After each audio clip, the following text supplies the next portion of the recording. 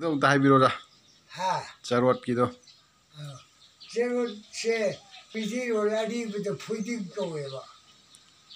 Magi one talk to hai biro. Ayo pata auti puno mani puja kadam neva. Charot nga kadam neva. Charot se kari lo no atop lo na de. Ha. Charot hai jina kari lo no. Charot piti roli. Foiding ju ari balon. Roladi with the foiding. How do you say this? The charot is a foiding pune. Foiding pune charot or throw whatever moment. Adudi nga saigi maku siraga yale hubudu mana kotha gadaba. Mana kotha di dosa leti eva. Ayo mana abaga dode na hudu di. Foiding laga langsogani hai jana. Thang-Ta gumde langba na. Thang-Ta gumde langba.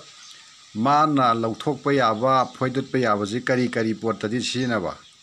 Adi ne khakte ni ne. Na. Keno du khakta ne maku asiba du gi ne ba. Maku asiba du ne natrega maku ne urong ne mungo ne agi usinau ne langja ne.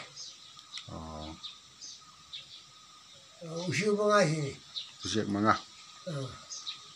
Moise siraga yalaga leram kanda aduna kothoga langthoka da. Ayo siraga yale duri ngai si.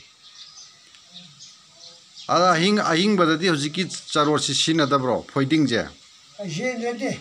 Siramba kanda. Badadi sina bani. Adu jumbi jumla thong le pa da charot bi subji de sito uphabani. Adina. Siji nabera ni yangami. Adu charot do kasi kirkani hayongi.